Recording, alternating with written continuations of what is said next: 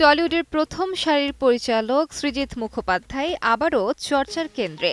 তবে এবার তার নতুন কোনো ছবি নয়, শিরোনামে উঠে এসেছে তার ব্যক্তিগত জীবন। স্ত্রী রাফিয়াত রশিদ মিথিলা বর্তমানে বাংলাদেশে মেয়েকে নিয়ে থাকছেন। আর এই আলাদা থাকার মধ্যেই সৃজিতের সঙ্গে বিদেশিনী অভিনেত্রী আলেকজান্দ্রা টেলরের ঘনিষ্ঠতা নিয়ে শুরু হয়েছে নতুন গুঞ্জন। সম্প্রতি একটি ফিল্মি পার্টিতে একসঙ্গে দেখা গেছে সৃজিত ও আলেকজান্দ্রাকে, আর তারপর থেকেই গুঞ্জন আরও জোরদার হয়েছে।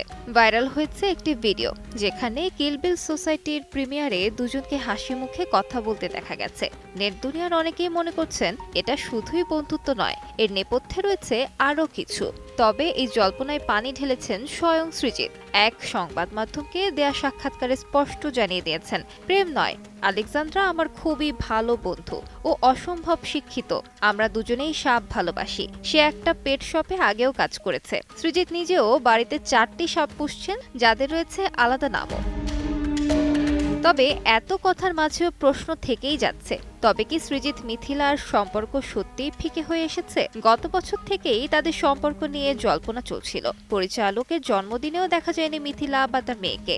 এমনকি গত সপ্তাহে সৃজিত অসুস্থ হয়ে হাসপাতালে ভর্তি ছিলেন, তখনও পাশে ছিলেন না স্ত্রী। এই নীরবতা ও দূরত্বই যেন আরো বাড়িয়ে তুলেছে রহস্য। এখন দেখার বিষয়, এই বন্ধুত্ব শুধুই বন্ধুত্ব থাকে নাকি গল্প ঘুরে যায় অন্যদিকে। আলিশা ইসলাম, সময় সংবাদ।